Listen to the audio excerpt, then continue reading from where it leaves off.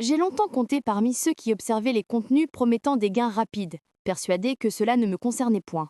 Cependant, ces derniers mois ont marqué une inflexion décisive dans mon parcours. Mon chiffre d'affaires a connu une croissance si fulgurante qu'elle aurait pu, pour un œil extérieur, paraître illicite. Pourtant, aucune supercherie là-dedans.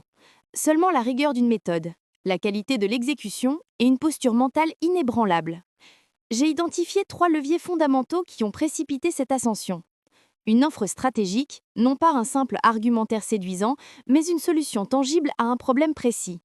Une exécution quotidienne, non pas toujours empreinte d'enthousiasme, mais invariablement portée par la constance. Un réinvestissement délibéré. Chaque euro dépensé l'était avec une intention claire et un potentiel de retour sur investissement. Si vous aspirez à une prospérité rapide, légitime, durable et évolutive, ces principes sont indispensables. Je vous propose de vous dévoiler étape par étape le chemin que j'ai parcouru, sans compter sur la fortune, sans être tributaire du contexte ou d'autrui. Alors, manifestez votre intérêt et abonnez-vous à cette chaîne, car ce qui va suivre est susceptible de vous faire passer du doute à la sphère de ceux qui passent à l'action, concrétisent leurs ambitions et perçoivent leurs revenus malgré les craintes. Premièrement, j'ai renoncé à la dispersion pour me consacrer à la résolution d'un problème unique. Avant ce tournant, je cherchais à exceller en tout. Je m'engageais dans d'innombrables formations, étudiais des domaines variés, m'efforçais de satisfaire tout type de clientèle. Le résultat, un chiffre d'affaires modeste, un mental saturé, une énergie au plus bas. Le déclic survint lorsque je compris cette évidence. Personne ne rétribue chèrement une compétence superficielle. Mais chacun est prêt à payer le prix fort pour une solution exceptionnelle à un problème spécifique. Je me suis donc arrêtée pour poser les questions fondamentales. Quel problème puis-je résoudre dès à présent avec assurance? Quelle difficulté le marché est-il déjà disposé à rémunérer pour la voir disparaître? Quelle est ma compétence immédiatement valorisable? J'ai sélectionné un seul problème, conçu une solution simple et directe, et commencé à la proposer quotidiennement sans artifice. Les revenus ont afflué. Rapidement, car j'avais cessé de m'éparpiller pour me concentrer sur la génération de résultats tangibles. Désormais, lorsque l'on m'interroge sur le point de départ, je réponds: identifiez un problème authentique et résolvez-le avec une précision chirurgicale. Le reste suivra. Tentez-vous encore d'être compétent en tout ou avez-vous déjà saisi que résoudre une seule difficulté avec excellence surpasse toute promesse vague? Exprimez-vous en commentant. Le focus rapporte, la dispersion, non. Si ce point vous a éclairé, notez-le. Deuxièmement, j'ai conçu une offre simple mais irrésistible et cessé de vendre de la complexité. L'une de mes plus grandes erreurs préalables fut de vouloir paraître ultra spécialisé. Je créais des offres aux appellations alambiquées, aux explications interminables, aux promesses floues. Et je ne vendais pas. La qualité n'était pas en cause, c'était l'incompréhension, pire l'absence de perception de la valeur qui faisait obstacle. Le changement s'opéra lorsque je décidai que mon offre serait d'une clarté absolue. Problème spécifique, solution directe, modalité de livraison simple mais avec une perception de haute valeur. J'ai commencé à présenter mon service en des phrases concises, mettant en avant des résultats concrets et créant une réelle urgence. Surtout, j'ai cessé de dissimuler mon intention de vendre. Oui, je souhaite vous aider, mais je souhaite aussi en être rétribué. Et cela est parfaitement légitime. Cette honnêteté, alliée à la simplicité, a tout transformé. Les clients ont commencé à reconnaître, c'est exactement ce qu'il me faut. Et ont accepté de payer, sans détour, sans négociation, sans disparaître. Aujourd'hui, mon offre se commercialise presque d'elle-même, car elle est aisée à comprendre, à désirer et difficile à ignorer. Vous abritez-vous encore derrière un jargon sophistiqué ou avez-vous compris que la simplicité prime? Commentez. Une offre claire, c'est de l'argent sur le compte. Si ce passage a modifié votre manière de présenter votre valeur. Troisièmement, j'ai commencé à parler de mon offre quotidiennement et cessé de craindre de paraître insistant. Je pensais autrefois qu'évoquer trop fréquemment mon activité était opportun. Je redoutais de lasser, de paraître désespéré ou trop commercial. La réalité m'a rattrapé. Les gens n'achètent pas ce que vous dissimulez, mais ce que vous montrez clairement et régulièrement. Je me suis donc imposé une règle. Chaque jour, au moins une fois, je parle de mon offre. Je démontre une transformation réelle, je réponds aux questions avec naturel et je montre en quoi elle résout un problème authentique. Je ne forçais pas, n'exerçais aucune pression, mais ne m'excusais plus de vendre, car vendre, c'est servir. Vendre, c'est affirmer sa position. Vendre est la conséquence directe de la valeur apportée et de la manière assurée dont on la communique. Au bout d'une semaine de cette pratique, les résultats sont apparus et n'ont plus cessé. Les gens m'ont associé à la solution. Là où règne la clarté, la conversion s'opère. Aujourd'hui, si une journée passe sans que je ne parle de mon offre, je me sens déconnectée de l'édifice que j'ai choisi de construire.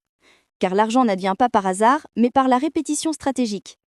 Tentez-vous encore de ne pas déranger, ou avez-vous saisi que la vente quotidienne fait partie intégrante du jeu? Commentez. Je parle de ce que je vends avec sincérité, chaque jour, si ce point a résonné en vous. Quatrièmement, j'ai osé facturer avec courage et cesser de m'excuser pour mes tarifs. Parmi les tournants majeurs ayant permis ma croissance rapide, celui-ci fut crucial. J'ai renoncé à négocier ma valeur sur un plan émotionnel. Auparavant, si quelqu'un contestait mon prix, j'intériorisais un tremblement. Je cherchais à me justifier, proposer une réduction, modifier l'offre, comme si je sollicitais une faveur et non comme si j'apportais une transformation. Jusqu'au jour où j'ai considéré l'ensemble de mes investissements antérieurs. Formation, heures de pratique, années d'essais et d'erreurs, douleurs émotionnelles transmutées en stratégie. J'ai compris que mon prix n'était pas un simple chiffre, mais le reflet de ma valeur réelle. Dès lors, j'ai facturé avec courage. J'annonçais mon tarif sur un ton neutre et assuré. Je ne justifie rien, n'ajoutais aucun, on peut s'arranger. J'énonçais simplement le prix et exposais le résultat escompté. Les clients ont commencé à me témoigner un respect accru. Car lorsque vous hésitez sur votre prix, l'autre perçoit cette incertitude. Mais lorsque vous assumez pleinement votre valeur, il ressent cette assurance. Aujourd'hui, ce que je facture reflète le respect que je porte à mon travail et à ma personne. Éprouvez-vous encore de la culpabilité à faire payer ou avez-vous assimilé que votre tarif est une affirmation de votre identité? Commentez. Je facture avec assurance car j'offre une valeur profonde.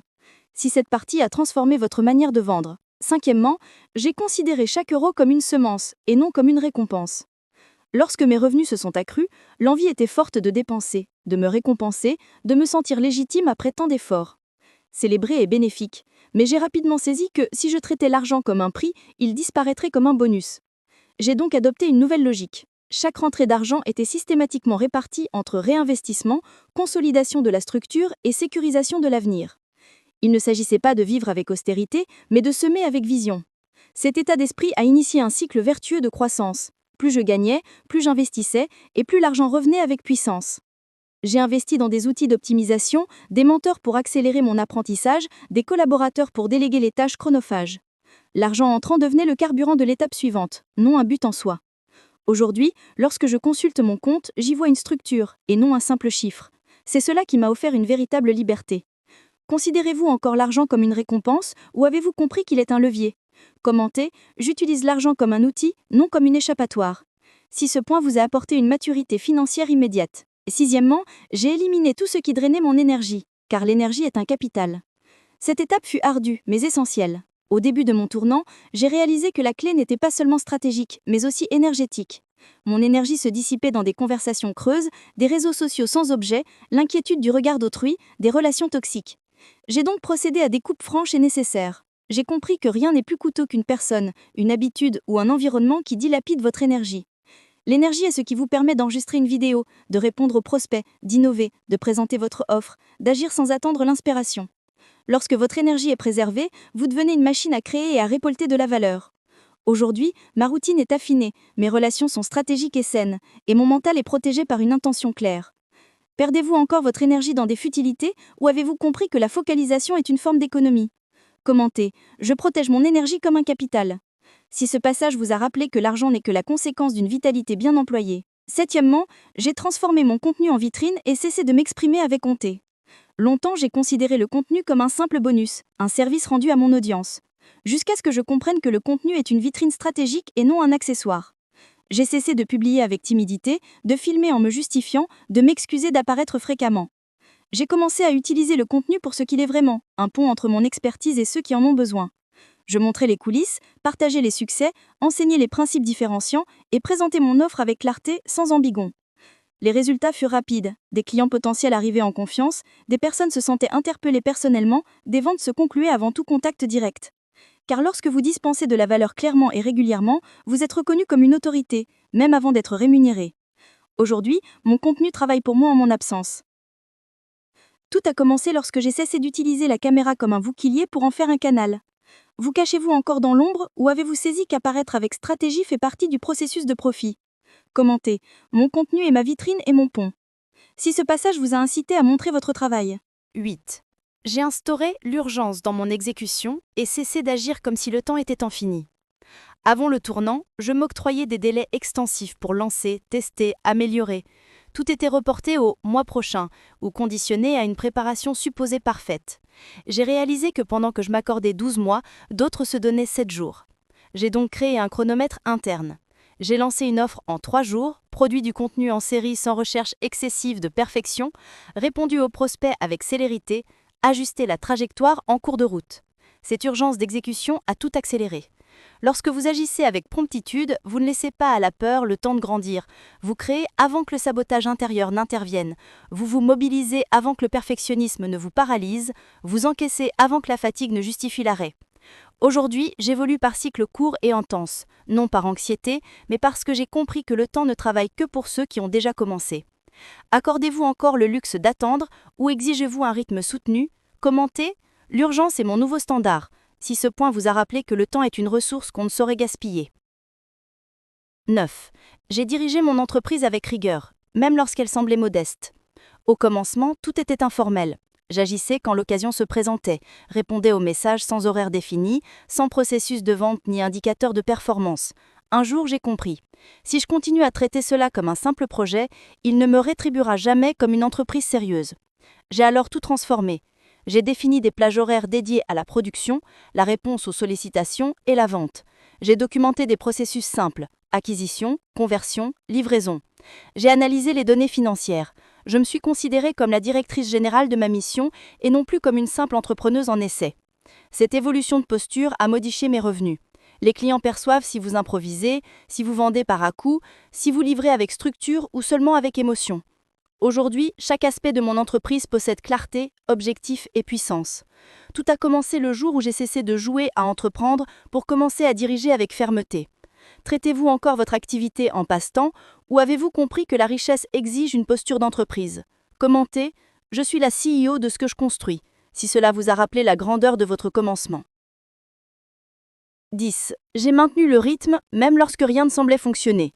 Ce fut l'épreuve la plus exigeante. Il y eut une période où j'accomplissais toutes les actions requises, publications, ventes, et pourtant les résultats se faisaient rares, lents, incertains. La tentation du renoncement et du doute était forte, mais j'ai saisi une vérité salvatrice. L'absence de récolte immédiate ne signifie pas que la semence est morte. J'ai donc persévéré avec une constance obstinée. Je me levais, j'exécutais, je planifiais, avec ou sans applaudissements, avec ou sans vente, avec ou sans certitude. Jusqu'à ce que soudainement, le cycle s'enclenche. La demande augmenta, les retours financiers s'envolèrent. On me dit « vous avez explosé du jour au lendemain ». Mais cela ne fut pas l'affaire d'un jour, cela fut le fruit de semaines continues d'efforts invisibles. Aujourd'hui, l'argent entre rapidement, mais ses fondations furent bâties dans le silence. Abandonnez-vous lorsque le résultat tarde, ou avez-vous compris que ce qui croît dans l'ombre soutient ce qui brille au grand jour? Commentez, je sème même lorsque personne ne voit, si ce passage vous a rappelé que la constance est l'actif le plus sous-estimé. Aujourd'hui, lorsque j'observe le volume de mes revenus, le niveau de ma confiance et la solidité de ma structure, je discerne avec netteté qu'il n'y eut rien de magique, aucun raccourci, aucune chance providentielle, seulement un ensemble de décisions pratiques, cohérentes et courageuses. Sans romantisme, si cela a paru illégal, c'est parce que la rapidité déconcertait ceux à qui l'on a enseigné que l'enrichissement exige des décennies. Il n'y avait rien de répréhensible, seulement de l'intention, de la stratégie, du rythme. Si vous adoptez la même démarche, l'argent ne fera pas que rentrer, il s'élèvera, avec des fondations solides, un but défini, une liberté conquise. Exprimez-vous ici par « je choisis d'agir comme si je méritais déjà le profit ». Si ce récit vous a démontré qu'une prospérité rapide n'est pas nécessairement instable, mais peut être intentionnelle et solide, alors manifestez votre approbation, abonnez-vous à la chaîne et partagez avec ceux qui doivent cesser de chercher des astuces pour commencer à bâtir. Oui, l'argent peut arriver vite, à la condition expresse que vous cessiez de vous plaindre et commenciez à poser des actions précises. Si vous êtes prêt pour votre succès radical, laissez-moi un commentaire avec « Je choisis ma transformation ». C'est votre premier engagement envers vous-même. Abonnez-vous à la chaîne parce que cette décision n'est que le début et que les prochaines vidéos vous donneront les outils concrets pour y parvenir. Likez cette vidéo et partagez-la à cette personne dans votre entourage qui a tout pour réussir mais qui a simplement besoin d'un déclic pour oser.